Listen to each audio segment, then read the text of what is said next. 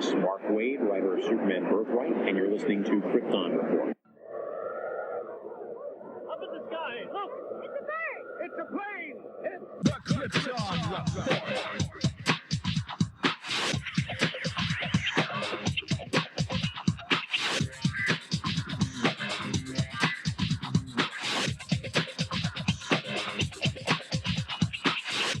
I am your host, Tyler, and welcome to Krypton Report, a podcast dedicated to all things Superman, Supergirl. We're going to look at the Supergirl TV series, as well as the Krypton TV series, anything that has to do with the characters in their world. Comics, movies, TV shows. We will talk about everything and anything. We are part of the Southgate Media Group podcasting network. You can find us on Instagram, Twitter, Facebook, at Krypton Report. You can also email us at kryptonreportpod@gmail.com. If you get a chance to go over to iTunes, Apple Podcast, please leave us a review to help us get better. You can find me personal at JTYPatrick on Twitter and everything else. Today's episode is brought to you by Cherry Coke. Not really, but I wish I was sponsored by Cherry Coke because I drink enough of it. I'm going to crack one open right now. Ready? So now I have my Cherry Coke. We're ready to talk. Today's episode is kind of cool. Well, it is cool. It's not kind of cool. You see, I started a second podcast and where it's in the makings of being aired. And it's basically the Requel podcast about movies. And what we do is we talk about properties and we kind of pitch our ideas of we would want to remake, reboot, sequel, whatever. The properties. Now, so what we were talking about here on Krypton Report for right now is we know that there's going to be a Man of Steel 2. But they're keeping a tight lid on it. So I can't do this alone. Can't talk to myself. Besides Solomon and Sayla with me. So what I'm going to do is I'm going to give another reach out to our friend. So we want to welcome back to the show, Mr. James Cole. Welcome back, James. Hey, thanks for having me. Excited to be back talking about Superman again. Well, we do enough of that talk here, so we're just glad that, I don't know why I'm speaking word. Well, it's me and Janine, I guess, and Solomon. I'm not talking to myself, which gets boring sometimes. But, last time we talked, we had a good time, and, James told us about how he's a movie guy. So I said, you know what? What if we talked about what we would want to see in a Man of Steel 2? And, this year at Comic-Con, it wasn't up there on their slate, but technically their slate really wasn't a slate. It was just a bunch of movies that they're talking about doing or something. So I have a or that are a bit in pre-production. Yeah. I have a theory, and it's not my own, but I agree with this one. And I think I heard it on Holy Batcast or Batman on Film. They mentioned that maybe that they're waiting for after Justice League to announce Man of Steel 2 because they really want to do is play down the death of Superman. I mean, most moviegoers maybe not paying attention to the toys and merchandise. None of the trailers have shown he's alive. But us hardcore comic people are like, yeah, he's coming back. So I really think they're trying to keep a hush on the idea that he is dead. And that's just kind of what I'm rolling with right now. But, I sat down with this idea, and I'm actually really, pumped. I would love to see this movie idea I have. But I don't want to go first because I think that's rude. So I'm going to allow you to go first. Oh, you're more than welcome if you would like. Nah. So, we're going to go back and forth. Okay, not a problem. So what we'll do is... I'm pretty sure I think I've seen... I'm pretty sure at least I think I've seen the Man of Steel 2 is moving forward. It doesn't have a release date or anything, but that's what I'm saying. We know it's in the ether. It's out there somewhere. Yeah. It's just they're not talking about it. It's like, shh, don't remind them that it's coming, because then they'll think they're too smart and they know that Superman's coming back. So right. But I guess I'll go first if you want. Oh, okay. Now you go first. I'm excited. All right. Well, we talked about two ideas takes place after Man of Steel, but before BVS. I kind of, my pitch is more of like what could have been before they, which we love BVS, but before they rushed into the extended universe. So the title of my Man of Steel sequel is Man of Tomorrow. Again, directed by. I like the title. It was in the vein of the Man of Steel. They kind of been using titles such as that since The Dark Knight and The Dark Knight Rises. Zack Snyder back to direct. Hans Zimmer back to compose the score. Not a bad combo. Well, they certainly did a good job with the movies we do have. The new characters to add to the cast, Henry James Olsen, obviously a young intern photographer at the Daily Planet. I'd like to see Michael Cera play him. I think he would definitely be. He's small. He's a smaller guy, unassuming. He'd really be in awe of Superman in front of him. I can see that. Yeah. One I would want to add as antagonists in the film, General Eiling, played by either Sam Elliott's a really good mean general, and or Clancy Brown. Everybody knows him as the voice of Lex Luthor in the Deanie Tim verse. It's a great verse. Absolutely. Let's see. The main antagonist of the film, the big villain of the film being John Corbin, Metallo. I think Daniel Craig would be an awesome action star opposite Henry Cavill. I agree. As Metallo. He has a similar look from the comics as well. So would you make him more of like an old boyfriend of Lois's, like somebody like would you tie him back to Eiling? I definitely do like the military route that General Sam Lane. So yeah, him being an ex-boyfriend, or suitor, should we say? Suitor, yeah. Well, him being an ex-boyfriend would also give something for Clark to deal with as well. Maybe not on the grander scale, but being an ex-boyfriend would give something for Clark, not just Superman to deal with in the movie. Clark would actually have an emotional arc. Which is good, because I always like that kind of tension. Like, why would Lois pick Clark? Because, you just can't come out and be like, oh, it's because he's, like, she knows all about him, like, everything. So everyone's always like, why is he, so.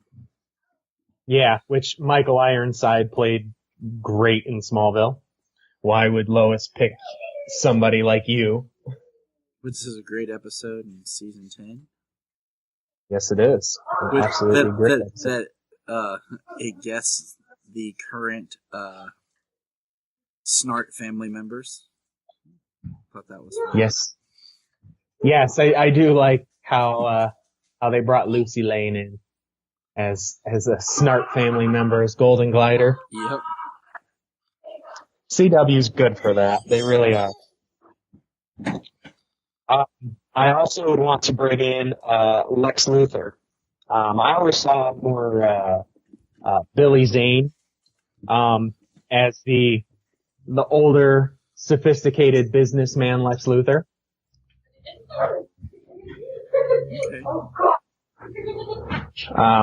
And then the synopsis for my film. After the devastating attack from General Zod and the Black Zero, Superman has revealed himself to the world. Some look up to this god among men as a savior and protector, while others are much more untrusting of the Man of Steel. General Eiling has been tasked with supervising the military quarantine zone around the wreckage of the scout ship, and during the cleanup, a unit discovers a strange green stone. After analysis, the stone is found to have radioactive properties that, tested on the corpse of General Zod, show to deteriorate Kryptonian cells. Alas, humanity now has a weapon against Kryptonians. Meanwhile, Superman is making a name for himself, saving people interspersed through the first 2 acts of the film. Natural disasters, tsunamis, earthquakes, floods, tornadoes, fires, as well as, disasters such as out of control vehicles, perhaps even a plane or helicopter crash sequence.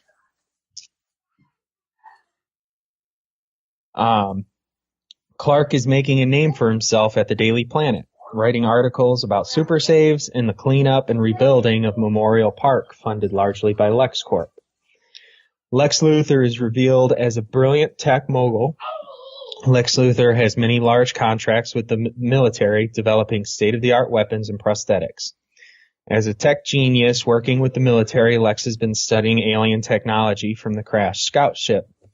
And from knowledge gained from the ship's computers, Lex has discovered how to amp up his robotics to superhuman levels. John Corbin, a pilot that crashed during the events of Black Zero, has been seriously injured and in a coma, being kept alive by machines. Unaware of the events of the last year, he has awoken to discover that he has been transformed into a machine with no feeling whatsoever, no sensation of pain or pleasure, and his heart has been replaced by the strange rock. Blaming Superman for his condition, he is pointed towards the Man of Steel with every intention of killing him. Superman, never experiencing weakness or pain outside of the short time spent on the Black Zero, has to face a superhuman foe that he can't get close to without becoming human and feeling searing pain. As the battle rages in their first encounter, more innocent lives are in danger as Corbin has no regard for collateral damage. Superman is taking a beating while saving citizens of Metropolis from explosions, thrown automobiles, falling debris, and until all are safe and Superman is able to retreat to safety to plan his next move to take out Corbin. John's rage growing, so does his irrationality. He confronts General Eiling about his methods he is confronted by General Eiling about his methods that put people in danger. Corbin, enraged, destroys the installation near the crashed ship.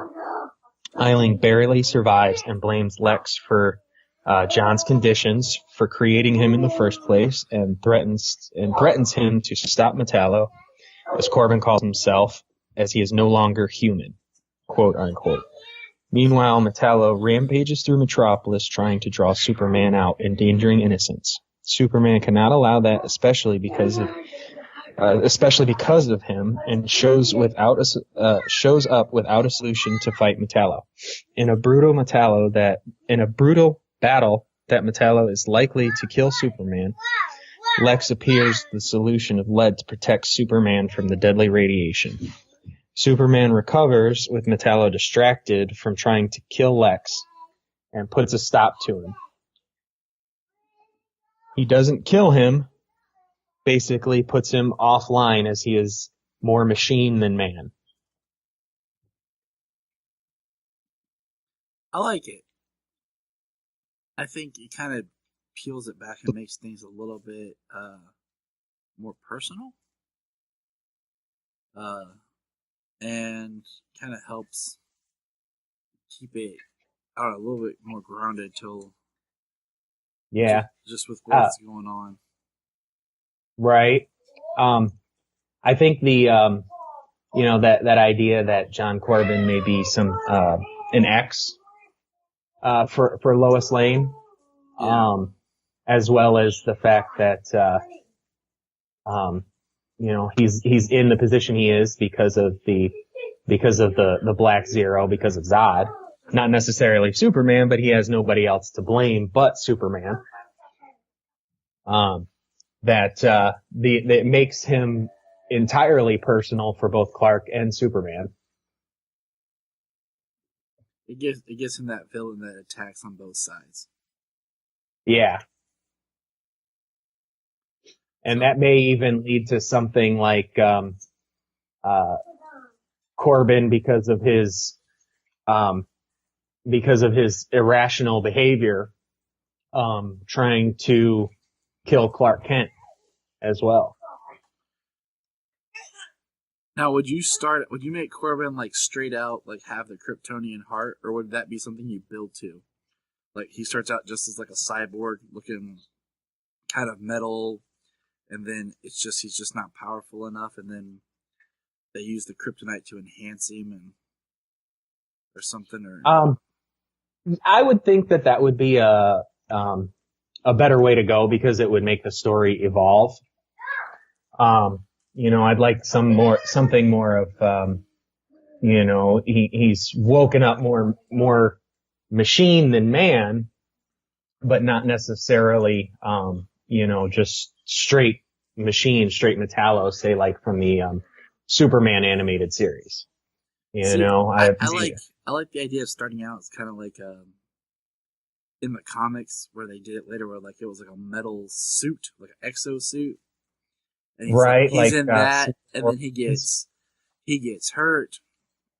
So then they use parts of the suit, and they redesign it, and it becomes him. And then like slowly, throughout the course of like the movie, we would just keep peeling away,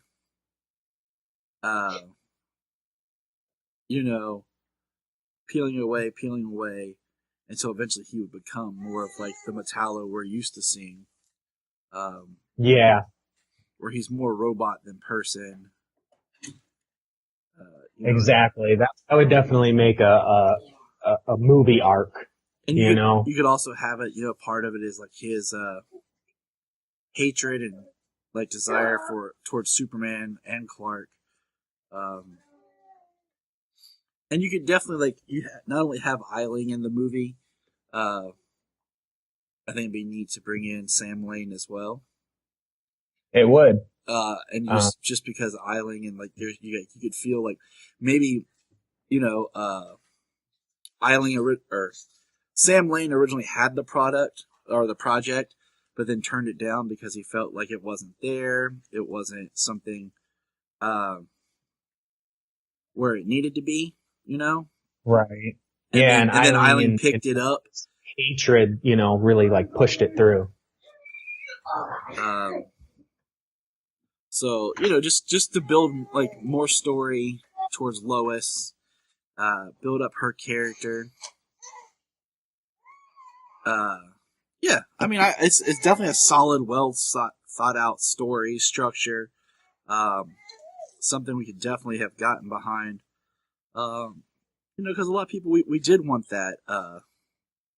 The thing that appealed to me more like this is, they went big with the alien threat out the gate with Man of Steel. Yep.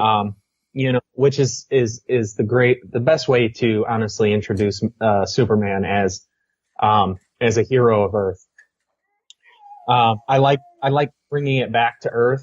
They did that with BBS.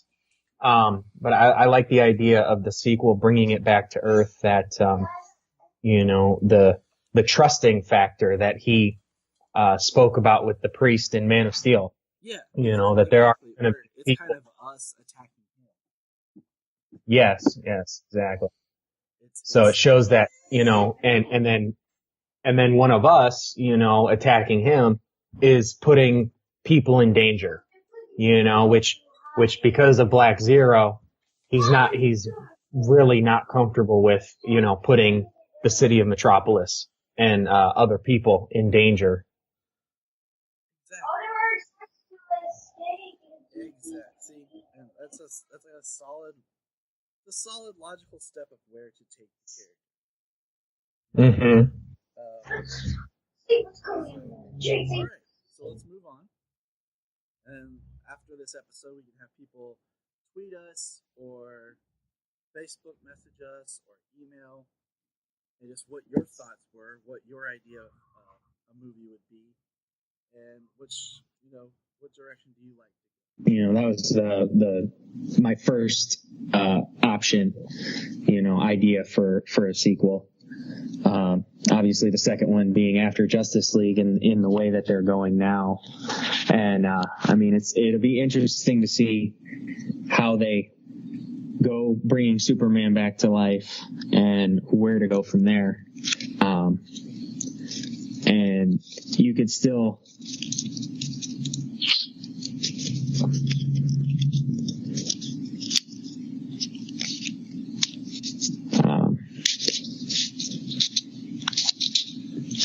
there's quite a few ways to go still at the end.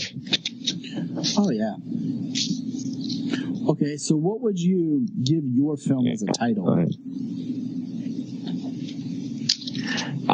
Well, I figured in the vein of like the Man of Steel, the Man of Tomorrow, but Man of Tomorrow. I like that. Who would you want to have direct?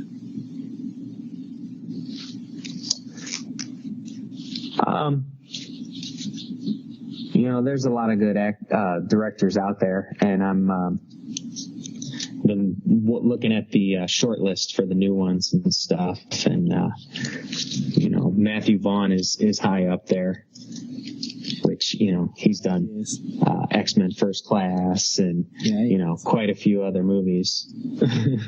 Little foreshadowing hint here. That's who I have pegged to direct my movie. If I can't do it myself, Matthew Vaughn's going to do it. That's how mine.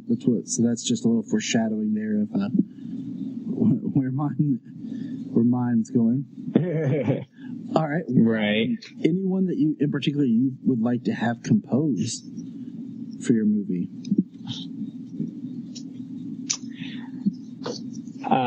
It's going to be tough to top Hans Zimmer's score for the first two movies there. So I don't have a top composer in mind. Yeah. But yeah.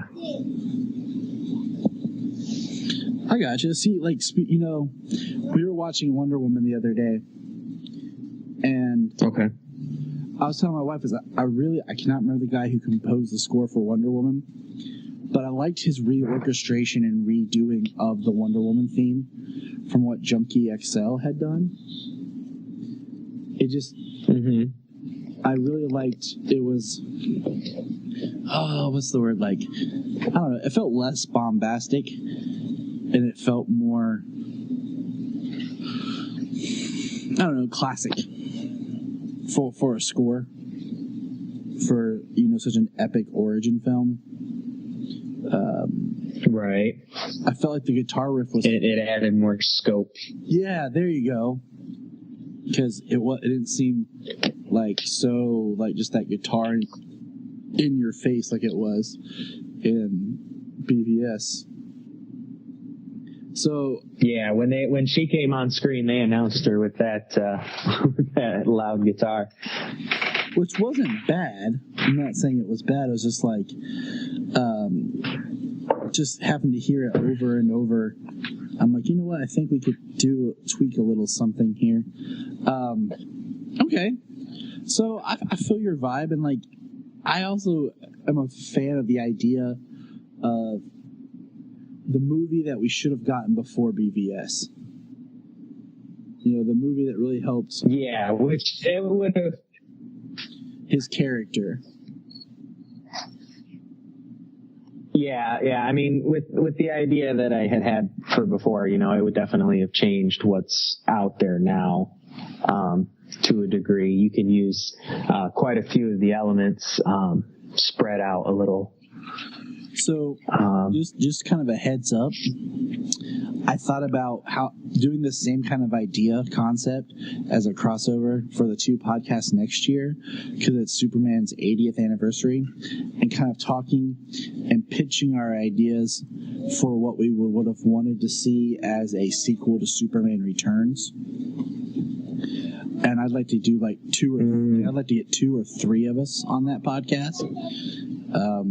So that's what we're going to do next year. And kind of talk about like where do you think that property should have went, because that could be a fun discussion based on some of the things that Bryan Singer had tried to say. Because I really feel like Man of Steel and Superman Returns are like products of both being like Man of Steel went a little far with the action, like over on one side, and less like story elements, where Superman Returns was like all story and no action for Superman. Like we need a middle ground film. Except for the super rescues. Yeah, which are fun and awesome, but like, I mean, like in Superman Returns, he fights an island. You know, and he throws him. Yeah, and then in Man of Steel and especially BVS, they didn't show any of his saves. They didn't show any of his saves. It was all just like the end. That was it, like right before or right after the save. So it was like there's just the imagery, and then it wasn't all the saves that he actually was able to perform that they did on Superman Returns so well. Exactly. So, all right.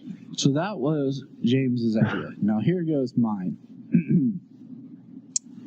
I decided to save my brain a little power and just decide to do a sequel to... So my Man of Steel 2 will follow after Justice League, since that's where we are now. My film title will just be called Superman, because technically the first Superman movie was called Superman the Movie. We've never had a film just titled Superman. My director would be Matthew Vaughn. Easy. It's perfect. And my composer is I would get Michael Jackson. I actually thought of Superman maybe being just the title of the third. That was kind of mine. So just a little pull there, like the third movie would just be titled Superman. I had the same idea going. And I would have in a different route do the score, because I've really liked everything he's done recently. And he's followed in the footsteps of John Williams by doing Jurassic World.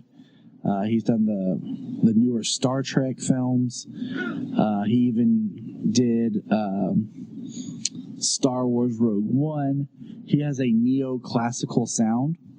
So I would pick him as my composer to come in and score my film.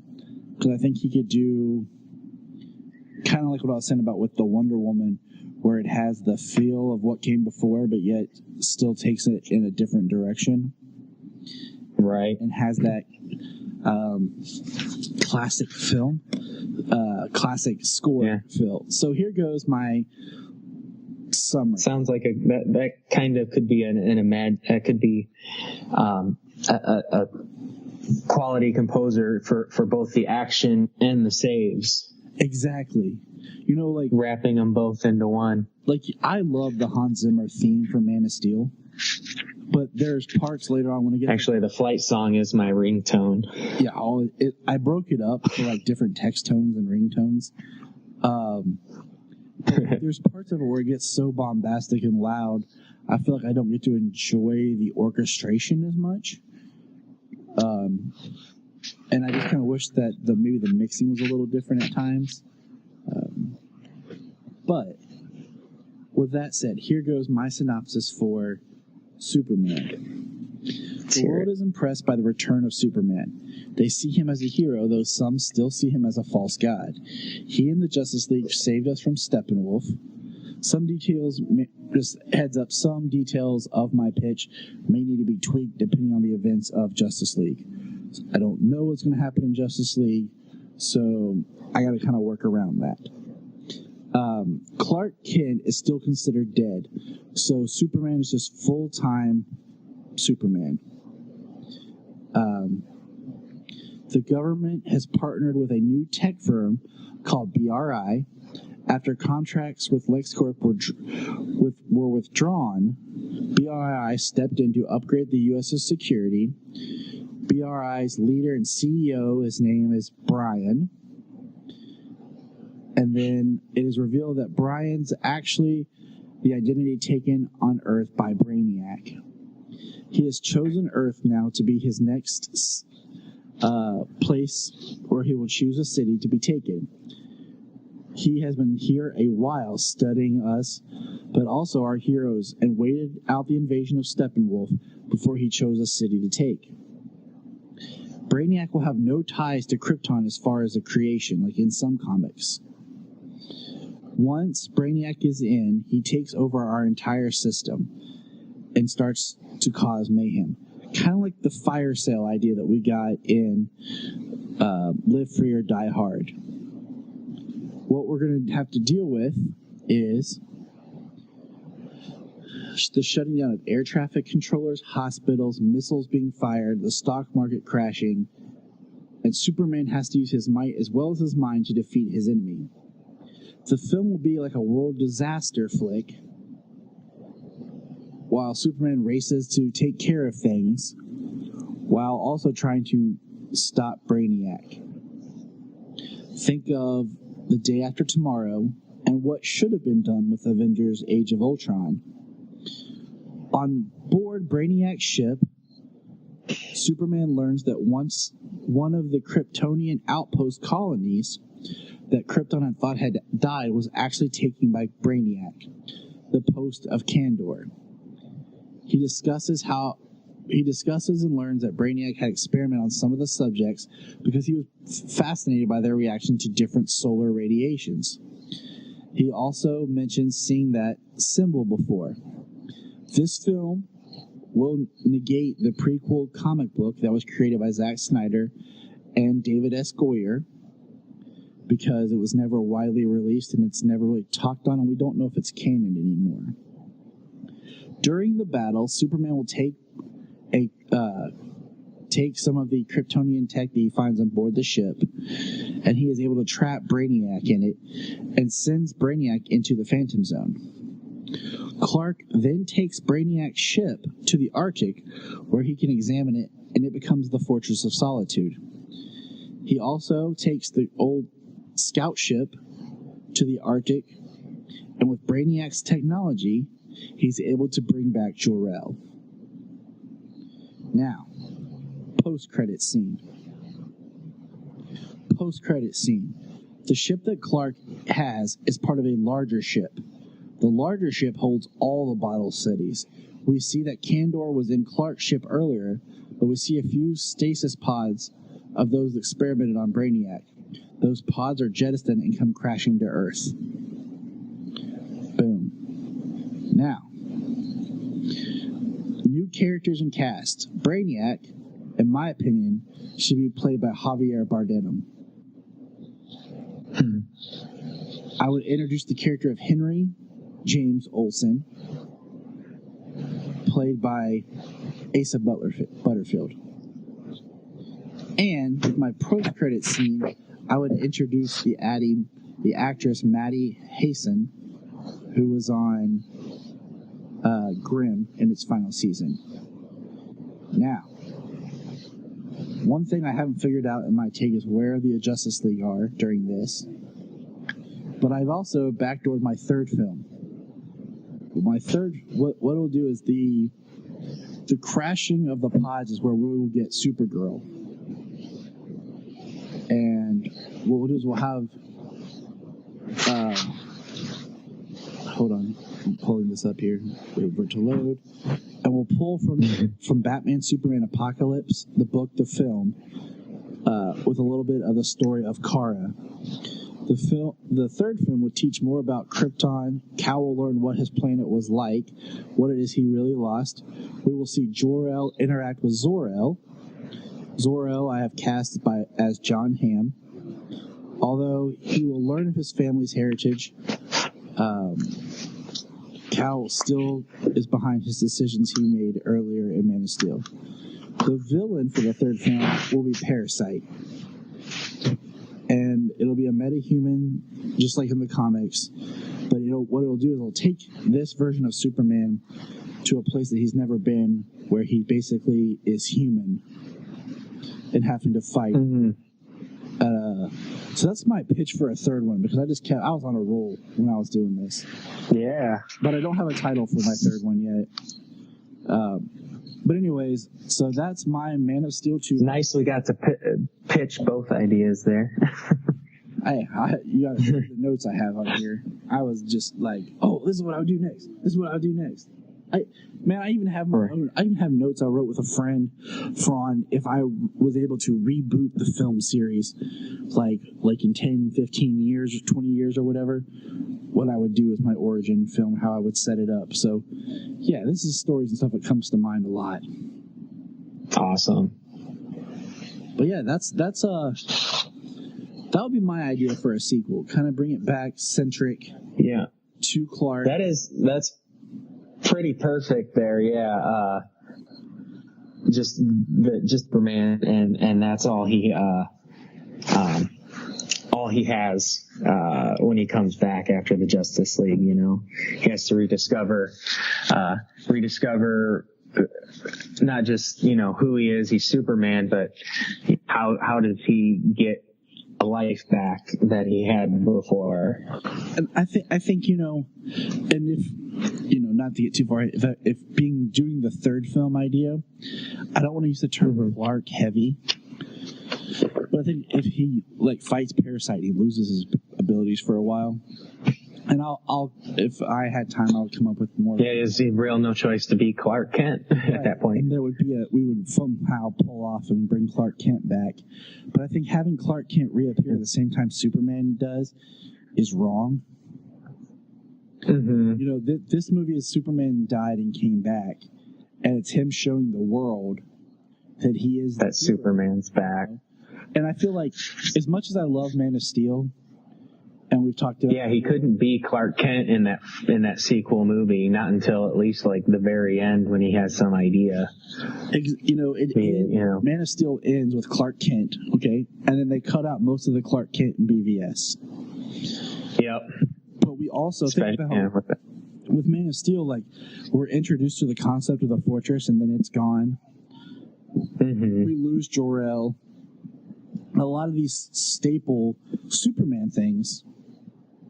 Yeah, so your Brainiac was of alien origin. Yeah, kind of like the comic where he's a separate alien being. Yes, where he's been what is it, Coluan? Yes, where he's roaming around. He has no ties. A lot of people are familiar with the old animated series where Brainiac was created on Krypton. Yes. So I want to avoid that, but I also wanted to bring back the idea that there was these Kryptonian outposts and colonies that Zod mentions in Man of Steel. And that addresses, and that would be their ancient history. So he could have had this, not ancient, but long ago, before they abandoned the outposts. And it would. Brainiac took one, and they didn't realize it. They just thought the outpost died or whatever. Exactly. Like so many others. And that way we could do something where we have Kandar. So if you wanted to do that, I love that idea, pulling back from Man of Steel and BVS. So if you wanted to do New Krypton, later on or something, because my thing is I was talking with my wife, is if I got to say someone like Tyler, we want you to write a outline for a Superman trilogy of films. My third film would be Superman versus Zod. And the way I would structure it is Zod would show up. He would represent Krypton. And Cal would immediately connect to him. Much like in Smallville, when kind of him and Zod, when the Kandorians show up, he's trying to be friends with Zod. But basically, in the third film, that's when Clark has to fight another Kryptonian. I really hate when all these villains come from Krypton. Doomsday, Zod, Brainiac in the comics, because it really makes like, wow, Superman, are you like the only good thing to ever come from your planet? Right. Yeah, they've definitely made that running theme that him and Kara are the only two good people to come. His family and only like immediate family is the good people on Krypton. Like they're so corrupt. Unless you took that and ran with that as a theme, like unless you really made it that Krypton had become a corrupt hierarchy of a planet where they basically were like this, which could be quite an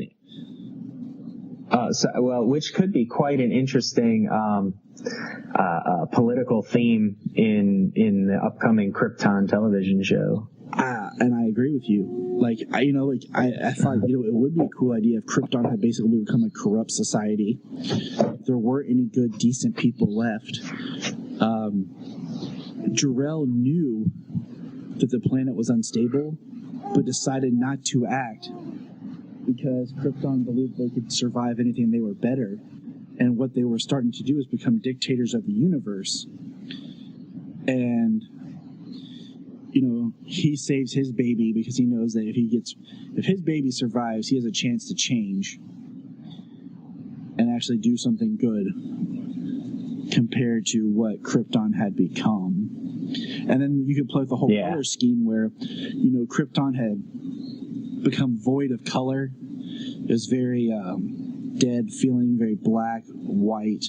And that's why Jor-El puts a suit of an old family suit in with Cal back when Krypton was vibrant and there were colors, like they wore colors before they had become this monochromatic society, and that enforces the brightness of his costume more.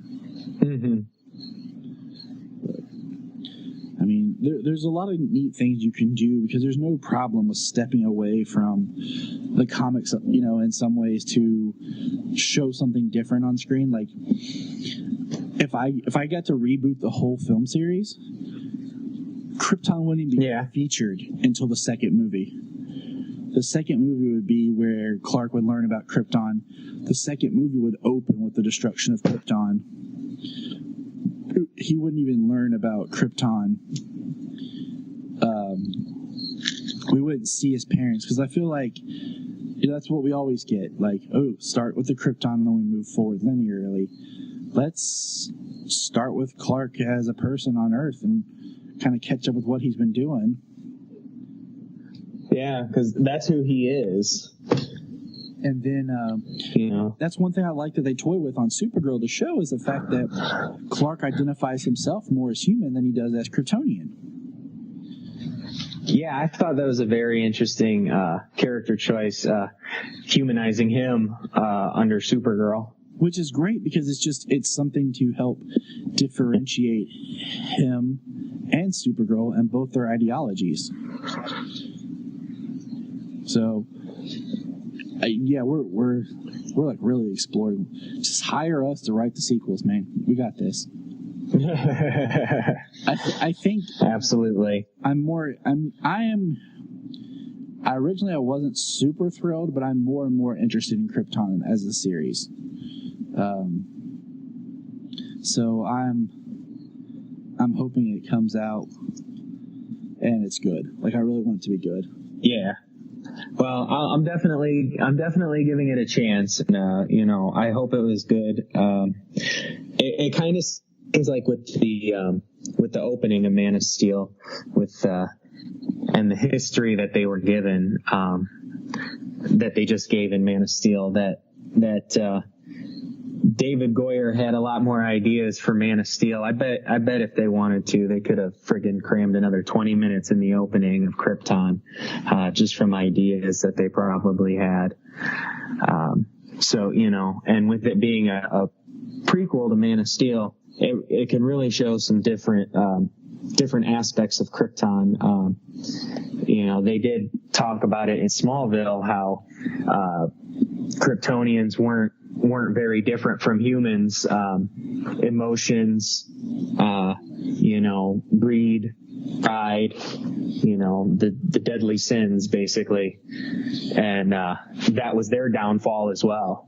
And so they can really show that on a different world.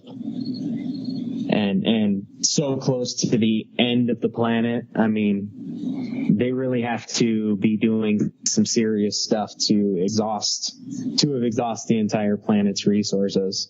Now, have you read any of the stuff that Jeff Johns came out and said during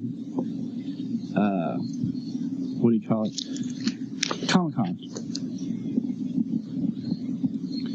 Let's see if I can find my notes. Basically, he said it was going to deal a little bit with the idea of some sort of time travel where some doomsday is going to be involved somehow. I don't know if it's who it is. Maybe he said Brainiac. I'm trying to remember.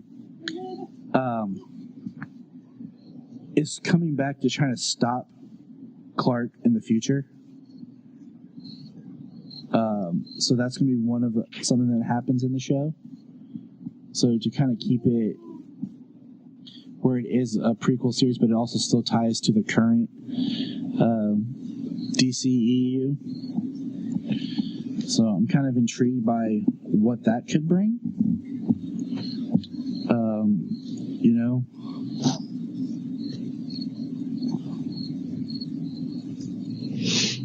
No, actually, I didn't see that they were gonna try and tie it to the current stuff as well. So I'm curious because I feel like this has been one of those, like, it started out as like a David Goyer idea.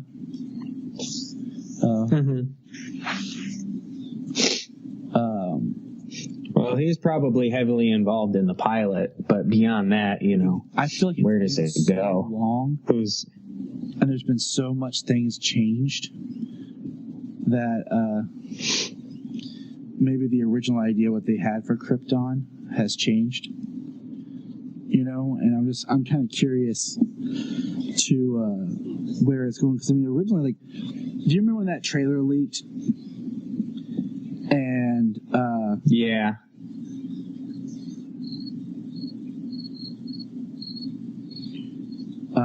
And it said coming 2017. And then they pulled it and they held off on it, and then they released it. Yeah, I was surprised when it disappeared offline. I couldn't find it anywhere. I found it on Vimeo, of all places. And I ripped that thing and kept it. I was like, download.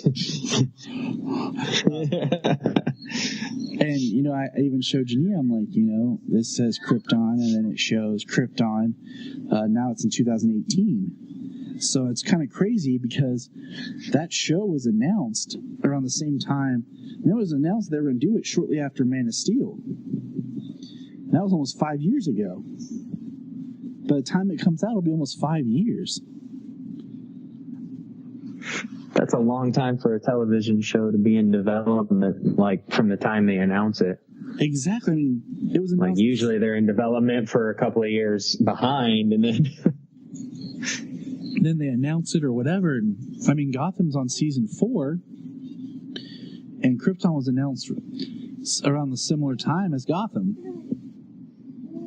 So I don't know it was. If it's going to be better because they've taken their time and reworked some things, or if it's just going to be meh. So we will have to wait and see. Well, a long time in development. Let's hope they got some ducks in a row, and we'll get some interesting stories. So that's all we got for this episode. Any other final thoughts? I mean, you and I could just sit here and go on forever about Superman and all his just wonderfulness. Right, have the second movie hashed out here. Oh yeah, just give us a few more minutes and we'll actually start like scripting it. Like, instead of, we'll have all the beats, we'll have all 3 acts broken down. We'll have each individual beat set up for you, and then we will just start the dialogue, throwing it in there, and then we'll just send it on over to DC and Warner Brothers, and just tell them like, hey, we're already done. This is it. This is it. Shoot it. Bring it. Look, I even got the new cast picked out for the additional people. Mm-hmm. Go make this happen. Oh, if that was just the case. Oh, it would be as a dream come true. I just hate when there's that passion project you have that you're like, man, I just want this to be good, and you have so many ideas for it. It's not just like, I feel like there's fan fiction, and that can service the fans and what they really want to see. But then there's also like, hey, I'd like to take a crack at this, but at the same time, like, I can service the overall story and go with what you're doing and pull your stories together. Yeah. It's just like, give me just to be involved, because it's like just to be involved, because those fan films, they put some money into those fan films that they've got out there on YouTube. Bat in the Sun, and man, that was good. Superman ones are getting better, fan film wise, because it's a little bit easier to do the effects and stuff. So, but all right, man. Well, thank you, James, for being part of us. Yeah, that's high dollar effects. Oh yeah. Well, let's just once again let people know where they can find you online. I am James Cole on Facebook, and you can email me at havoc3169@gmail.com. That's havoc, HOVOK, 3169@gmail.com.